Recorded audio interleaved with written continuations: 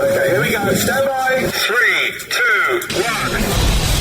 The Thinking Atheist. It's not a person. It's a symbol. An idea. The population of atheists in this country is going through the roof. Rejecting faith. Pursuing knowledge. Challenging the sacred. If I tell the truth, it's because I tell the truth. Not because I put my hand on a book and made a wish. And working together for a more rational world. Take the risk of thinking for yourself. Much more happiness, truth, beauty, and wisdom will come to you that way. Assume nothing. Question everything. And start thinking. This is the Thinking Atheist Podcast. Hosted by Seth Andrews.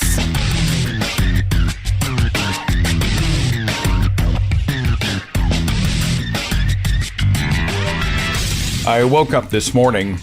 I was driving Linus to the vet. He had to have a teeth cleaning. This is always stressful for Natalie and me because we lost a dog on the operating table as he was having teeth extraction years ago. And I'll spare you that story, but every time we have to have a dog put under for any procedure, it's a thing. And so I was driving Linus in to get his teeth cleaned this morning, and I just was thinking.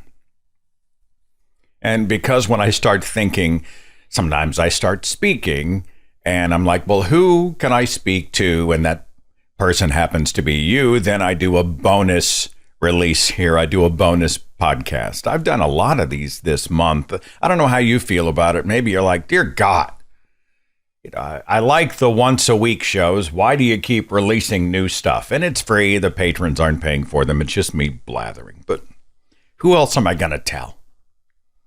So I'll tell you this, and I don't air dirty laundry. Like, this is not that kind of a story, but it relates. I'm just going to tell you. So we were having dinner with a friend of ours.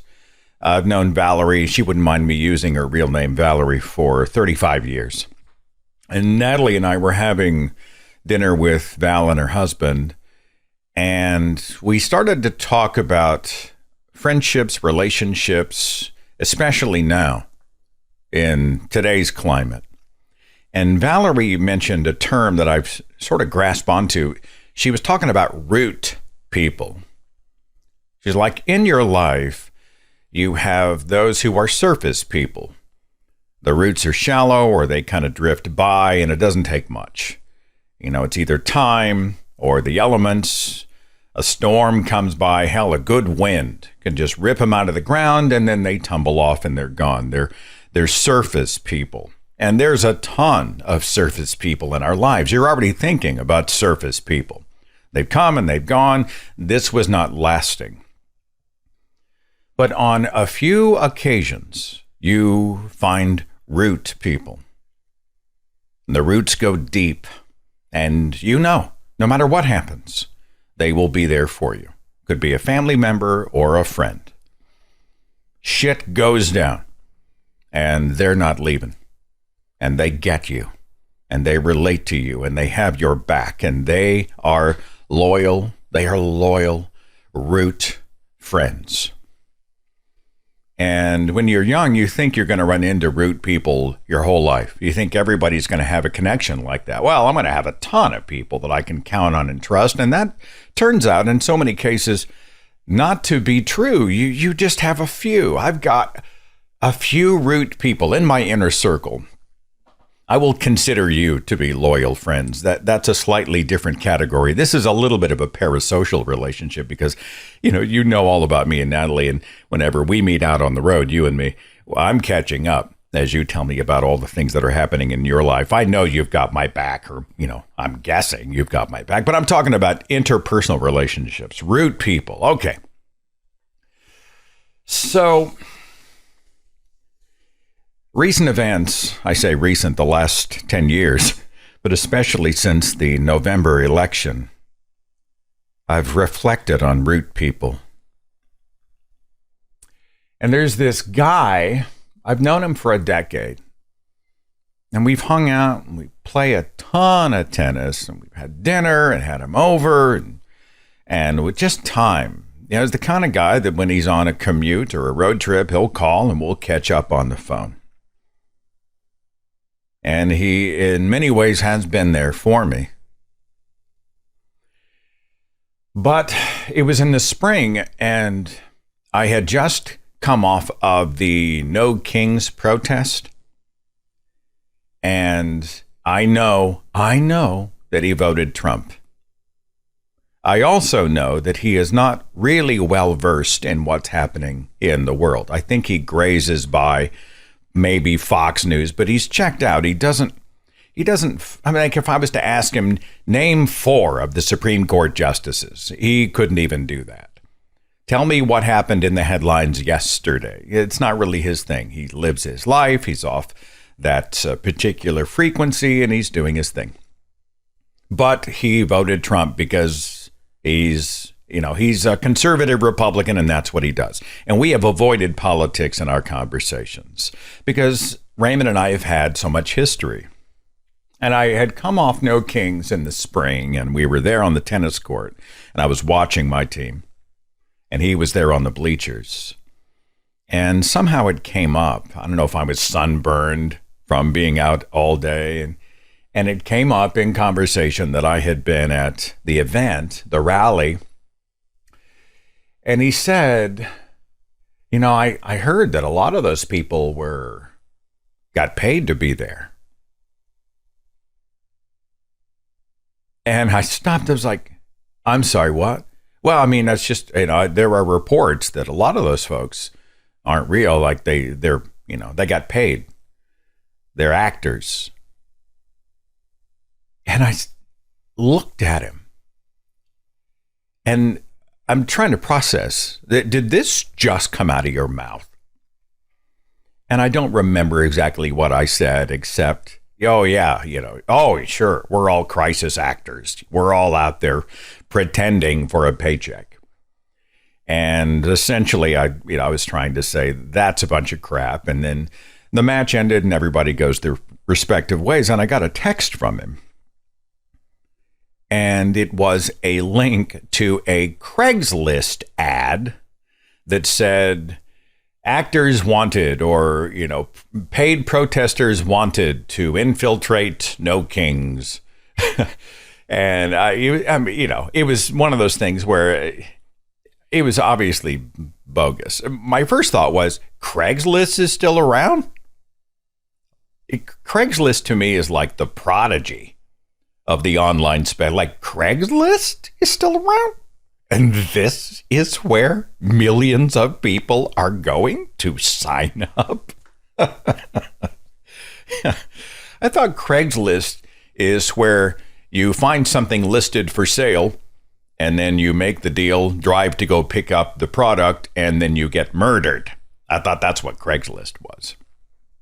And we end up on the phone, and I'm just like, are you kidding me? But I really, really, in that moment, it finally hit me. I thought, this guy is on a different frequency. He does not get it. He is in the closest of proximities to someone of true conviction who spent the whole goddamn day in the sun rallying against authoritarianism. And his first thought was, I hear there's a ton of paid actors. I mean, how much more close to it could he be? I'm an example. I'm a refutation to the claim.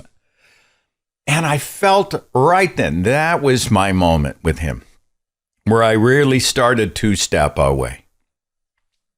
But we remain friends. I mean, we're friends today, but you know what I mean? You can feel, okay, maybe this is really a surface thing. Because I don't feel roots. I don't feel that he doesn't get me at all. After all of our history, he's not there. So this was a few weeks ago when I was reading about Donald Trump, who had signed this memo, and this is in the wake of the Charlie Kirk murder. But he had this edict, I guess I will call it, which is supposed to combat domestic terrorism and organized political violence. The National Security Presidential Memorandum 7, NSPM 7. And this was not reported by a ton of outlets. It just sort of skated in the media. But the memo itself is terrifying for people like me and like you. Trump's memorandum calls on the National Joint Terrorism Task Force, and they work under the FBI, to go after what is considered threats to America. Now, this is vague and conveniently nebulous language. You're a threat to America. You're anti-America. Now, we've been hearing this after the recent No Kings protest. The Fox Newsers are all like Antifa and crisis actors and hate America. It's the Hate America rally. Well, if you hate America, you're probably a threat.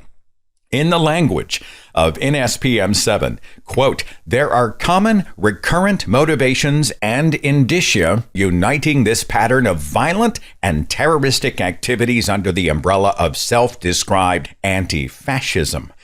These movements portray foundational American principles, e.g. support for law enforcement and border control, as fascist, to justify and encourage acts of violent revolution. This anti-fascist lie has become the organizing rallying cry used by domestic terrorists to wage a violent assault against democratic institutions, constitutional rights, and fundamental American liberties. Common threads animating this violent conduct include anti-Americanism, anti-capitalism, and anti-Christianity. Support for the overthrow of the United States government, extremism on migration, race, and gender, and hostility towards those who hold traditional American views on family, religion, and morality. Now, there's a lot of loaded language in there. Anti-Americanism. What does that mean? You criticize America? In that model, who would have been considered America? Pretty much anybody who ever protested an injustice in this country. Anti-capitalism? Uh-oh. Now you think laissez-faire, especially, absolutely unfettered, unchecked free market capitalism favors a tiny few oligarchs while the rest of us get hosed. Well, that's anti-American. I'm guessing they would have thought Jesus Christ would have been a capitalist, right? And anti-Christianity, which is different than us showing bias or discrimination against someone because they are Christian. And it's weird for some people when I tell them, especially Christians, that I will fight for your right to be religious because you have a constitutional right to have and hold a Christian belief if you choose to. It's when it crosses into my threshold. It's when you try to theocratize the country. It's when it spills out of your life and affects the rest of us that it becomes a problem. The whole Christian nation thing is obviously a problem, but you have a right to be a Christian. Now, when I go hard and when you go hard at Christianity, we dismantle the Bible. We know it's crap. We know it's bogus. We know it's borrowed. We know it's false. We know it's often immoral. And the right thing to do is to go forward and say, this is total bullshit. And especially those of us who come out of Christianity, I think, have enough equity to be able to do that. But we can all say, I don't buy it. And I think it does a lot of harm. And we are not a Christian nation, blah, blah, blah. Well, now we could be designated anti-Christianity. That means that we potentially, under the National Joint Terrorism Task Force 7, might qualify as domestic terrorists to wage a violent assault against democratic institutions, constitutional rights, and fundamental American liberties. Well, what does that mean? Trump is going to start in the government, obviously. He's going through and he's like anti-Christian by essentially anybody who is not Christian or has ever criticized Christianity. How dare they? And then he vacuums them out of the administration. And then the target expands. And those of us who have ever spoken about Christianity in a negative way, and that includes you, that's all of us, right? Now we are in the splash damage zone. Potentially, we become a primary target. So then the oligarchs get involved. You've got Mark Zuckerberg. He's had his head up Trump's ass. They've been over there in the cabinet room, and Elon Musk, he's trying to regain Trump's favor after he threw him under the bus with the Epstein files.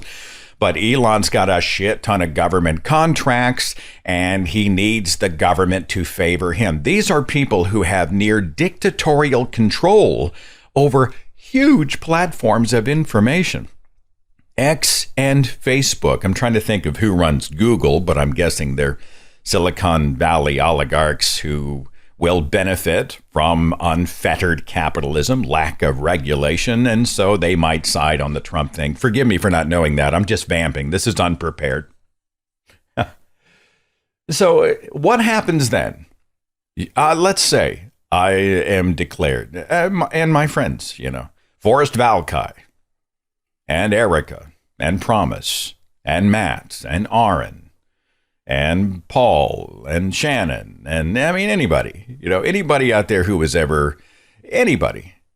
We are declared terrorists. At the very least, what can happen is they can shadow ban us so the algorithm makes sure that nobody sees anything that we post online. And the oligarchs have the power to do that. They demonetize us, so now we can't do what we do full time at least. They ban the channel. Now we're really looking at a shutdown. And I would have never thought that any of us could be prosecuted, fined, or worse for having the opinions that we have. But holy shit, how can it not be on the table after all that we have seen? Jesus, they're zip tying children in the streets. They've declared that 7 million marchers from October the 18th are apparently either crisis actors or pro-Hamas Antifa agents. Yeah, we're all in the crosshairs. And so Natalie and I were sitting in our living room. We're just sitting on the couch and we're talking very candidly. And now I'm not a spring chicken. 57-year-old guy with how many years? 16 years of being an activist. 11 years, 10 years, full-time activist for 10 years. And let's say that they come in and they shut me down. And they say, no more. That's tens of thousands of hours of content creation, of perspectives, of free speech, of production that are just gone, just wiped off the map. And then what? Natalie works, but how are we going to sustain ourselves long term? Will we have to sell the house? And what would we buy and where? At what interest rate? God, we got in. How many years ago we got in at 3%? We got in at 3% on the house, and now I think the interest rate is double. So that's going to cost a ton more. And if we want to get out of this state, white bread, corn-fed, strawberry red Oklahoma, we want to move to more enlightened waters, then the cost of living skyrockets. Do we have to deplete our savings, our retirement account, which isn't that big in the first place? Do we have to bleed that dry just to survive? What do I do for a living? Imagine somebody Googling my name on an employee search. The HR department is like, oh, look at this guy. I don't know. My skills are as a producer, as a writer, as a content creator, as a public speaker. How does that fit into the marketplace today? How does one essentially start over when they're pushing 58 and pushing it kind of hard? These are really, really serious conversations that we've been having. What if I become targeted as a domestic terrorist? I cannot believe I have to say these words out loud. So we're sitting there in the living room and we had that conversation. My phone rings and it's that guy. It's my friend. And he dials me up and he was talking about a tennis match, or I think we'd come off a tournament that we played over here at a club called La Fortune. And he's like, how you doing? And I just was very candid. And I said, Natalie and I have been sitting here discussing what in the world my life would look like. Because, Trump just had this memorandum, this NSPM 7, which says that anybody who is quote unquote anti-Christian might be a domestic terrorist, and there could be consequences, penalties.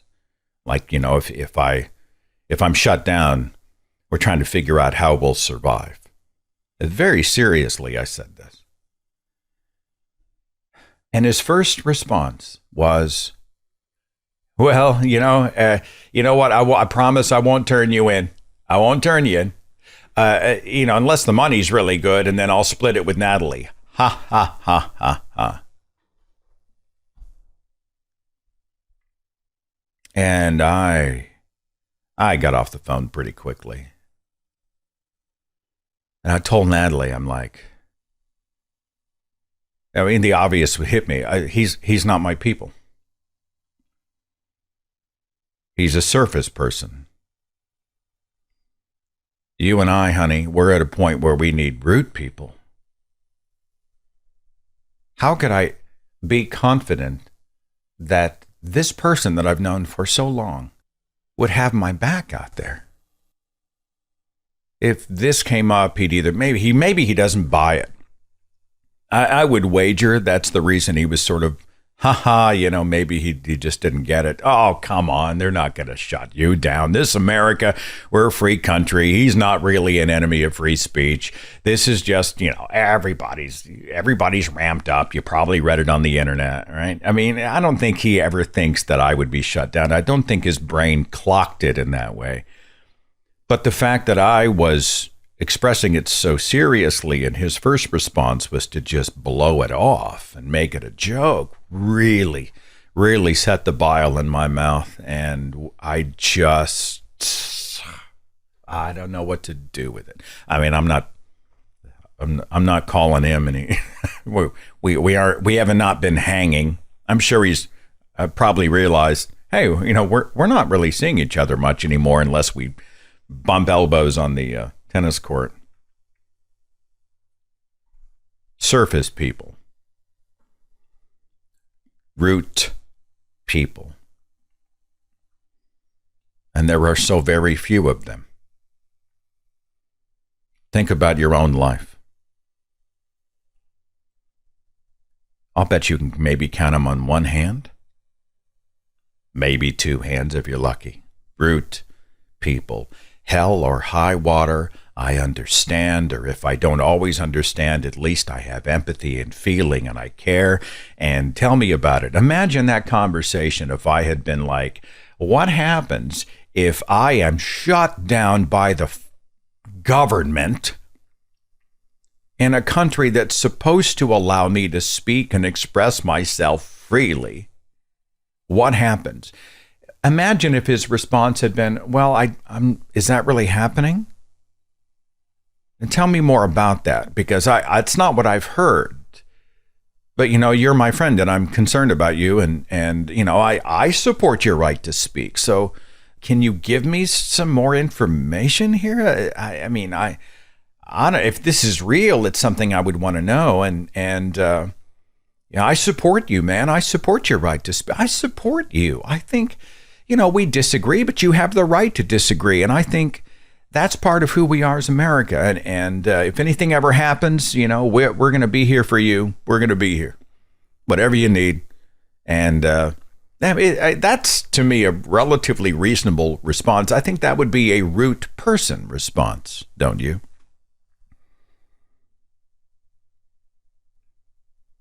The last months, the last years have been a revelation. They've been a black light. They've been a spotlight. They've been a white light on so many of the relationships that you and I used to just sort of not examine that deeply. You really get to know people when the shit hits the fan. You really get to know people when crisis happens. I don't know. Crisis, is that the word? Crisis. I guess, I'm sure it is crisis. Right now, they're ripping down the east wall of the White House so that Trump can add on his ballroom. And millions of MAGAs, probably, my friend, are like, the place probably needed a facelift anyway. They don't see the destruction of history. They don't see the people's house being shredded. They don't see a guy who doesn't act like he's moving out anytime soon. They don't see that. They're like, it's wood. It's wood and concrete and mortar, whatever, Ballroom's going to be amazing. I mean, look at what he's done with the Oval Office. Have you seen all the gold, like the cheap-ass gold stuff that he has decorated the Oval Office with? It looks like a bad televangelist TV set. You ever watch TBN? I think TBN's still on the air. Trinity Broadcasting Network was really big in the 80s and 90s, and I think they're still around. But a lot of these evangelist television shows would have an hour a day, even, of people, these sort of hair-sprayed preachers who would sit in these really ornate, gilded chairs and on these big foofy couches, and they would essentially talk about Jesus, and they would quote the Bible to you. And then they would, of course, say, support the ministry, send us your faith seed, and the Lord will return it unto thee. Cast your bread upon the water, and it shall return unto you tenfold. Just give me your money. We take Visa, MasterCard, Discover, and American Express. Yes, we do. Right? What's that George Carlin line? God loves you and he needs money. But all around them was the most gaudy, ugly, gold spray painted ugliness you have ever seen. A friend of mine said it is what a great many poor people think wealth might look like. It's the equivalent of Donald Trump's golden baby carriage. Did you see that photo from, I don't know, years ago? It's him and Melania and the kids, and they're in this room, and it's got like stuffed lions and tigers, and everything's gold in the background, and there's a golden baby carriage. It's just obscene. It's not classy. It's not elegant. It's not luxurious. It's just tacky. It's like Vegas vomited all over the Trump family, and that's what he's done to the Oval Office, and that's what he's going to do to the ballroom. It's obscene. It's obscene. And people like my friend, I don't hear a peep about it. I don't hear any protest. I don't hear any concern. Jesus. You know, as you get older, I think as you get older, you get less patient with dumb stuff and stupid people. And I don't think I'm supposed to say some people are stupid. Seth, why are you using the word stupid? Well, there's stupid in this world. There's an epidemic. I'm not talking about ignorance, which can be fixed. We've all been ignorant, and we've all been stupid, right? We had the knowledge and we did, we knew what was right, but we did the wrong thing anyway. That's stupid. You are just as thick as a post, and you get yourself into real trouble because you acted stupidly. We've had stupid thoughts. I don't have a problem saying the word. You know, when we were growing up, they used to say there's no such thing as a stupid question. Oh, hell no. There's a shit ton of stupid questions in this world. I'm sorry. Anyway. And then you look around and you're like, there's an epidemic. There's a cancer of stupid, the cancer of cruel. There's a cancer of short-sightedness, of myopia, of bigotry, of just being lazy. It's like when you and I talk about the Bible. Do you know the Bible's true? Yep. What do you think about this story? Well, I haven't read it. Do you know who wrote this book? Well, no, I can't tell you that. How often do you read the Bible? Well, not really. I got a few. They're on the nightstand. I got one in the drawer in the built-in cabinets in the living room. I should read the Bible more. I should have more quiet time with Jesus. So, yeah. You want to know who knows the Bible? You got to talk to an atheist or a Jewish person. Statistically, atheists and Jews are more Bible knowledgeable than everybody else. Well, how's that even jive?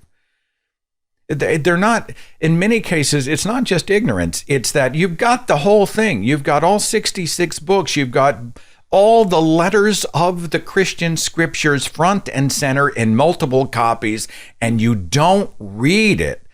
Now we're not just ignorant. Now it's just stupid to say, well, it's true. I wonder what it says. It's the same with evolution. I don't understand it. I never read On the Origin of Species. I've never taken a true biology class that wasn't taught by a pastor or something. But I know evolution is bogus and false, and that's just the stand I'm going to take. We've gone past ignorance. Now we're just stupid. How do I respect that? When I talk to this guy and he's like, oh, you know what? They could all be paid actors. Here's a Craigslist ad. Somebody posted, was it Fox News who had said, you know what? It's suspected that George Soros, and George Soros is a favorite target of the right, which is weird because I thought they loved billionaires. The guy was born in Hungary and he immigrated to the United States. He is a bigwig with a lot of money. He's written books. He's a philanthropist. He is chairman of the Open Society Foundations, which does a lot of charity work. He has donated to Democratic political candidates. Oh, okay. Now the dots are starting to line up, right? He has a background in economics, and he's lived here since 1956. And yet, for some reason, in the Fox News, Newsmax, OAN, MAGA story, George Soros is part of this shadow network. He's out there doing all this stuff. And so Fox News says, you know what? It has been claimed George Soros paid $500 to the protesters on October the 18th, the 7 million people. Wait a minute. Hang on. Let me do the math on that. Calculator. 500 times 7, and another O, or 0. For you ever do that? O or 0? Both work. 1, 2, 3 billion.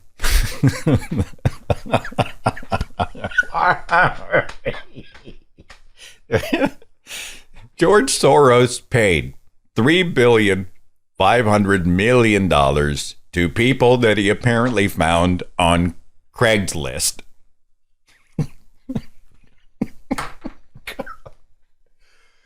Fox News doesn't think their audience is stupid. They know they're stupid. Ignorance can be fixed, but stupid may be forever. Who says, okay, there were 7 million individual private transactions between George Soros and American citizen actors, and each of those transactions has been successfully covered up, and the conspiracy has not been revealed or proven. You got to be shitting me. What's that line from The Irishman with Robert De Niro? He said, 3 people can keep a secret, but only if 2 of them are dead. How stupid do you have to be? Sean Hannity. I swear to you, Sean Hannity. Megyn Kelly. Right? The Fox and Friends crew, Brian Kilmeade, who, by the way, still hasn't been held to task for his little zinger on the morning show on Fox News where he said we ought to just execute the homeless. They ban Jimmy Kimmel, right? They ban him for being offensive. And Brian Kilmeade, they pat him on the knuckle and say, you have been a bad boy. You should probably come forward and say just a tiny apology. And then we're going to have a cultural amnesia where nobody even remembers it happened. The guy said we should execute the homeless. And so if somebody is a Fox News viewer and they're like, yeah, that's not ignorance. That's just stupid. These are people who couldn't tell you if an elevator was going up or down, even if they had 2 guesses. They should carry plants to make up for the oxygen they're wasting. If they somehow get lost in thought, they never return. What's that line? If they ever had a clever thought, that thought went out and died alone and afraid. You know what I'm saying? How many people have diarrhea of the mouth, but constipation on the brain? And they vote and they influence and they graze our lives. They tumbleweed across the surface. Surface people. Maybe not even that. Maybe we just see each other from afar and you and I look and say, I want nothing to do with that. I want nothing to do with that. Then I get it. I feel the same way. I have reduced my social circle. I'm thankful for this community. I'm going to Albuquerque this weekend. I'm going to be speaking on Saturday morning to the Humanist Society of New Mexico. I'm looking forward to being among my people. Humanists, good for goodness sake, who are grieved by the crazy shit that's going on around us, and we can come together and we can be reminded of the good, and we can say we're going to work together and do what we can to try to fix what is broken. But the arsonists have gone crazy. So, we can vent about our despair and our fears. We can talk about the things that matter on a root level, not a surface level. Root people. I don't know. That's just what I was thinking about today. I don't have a destination for this little diatribe of mine. Like, I don't have a satisfying place to take you. I'm not going to take calls. I just, on my drive back, I had so much that was just spinning around in my skull. And so I thought, okay, fine. I just hit start. Podcast start. Wondering if maybe you can relate. If you've gone through it in your own life, we've had people who have not just fallen by the wayside, maybe you have taken them and you have removed them. There have been spouses who have divorced each other because this was a black light on the relationship. Is this really what you think? Is this really how you feel? Is this really what your values are? I can't live with that. I don't want to be under the same roof as that. I don't have to abide that. And they just sign the divorce paper and draw that. Boom, you're gone. Life's too short. That's happened.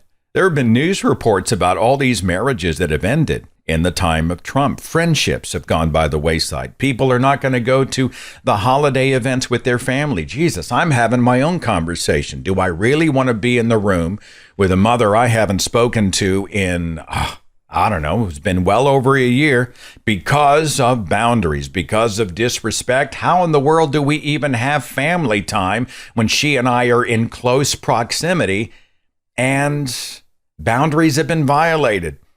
We're estranged. We're separated. What are we going to talk about? Hey, how you been?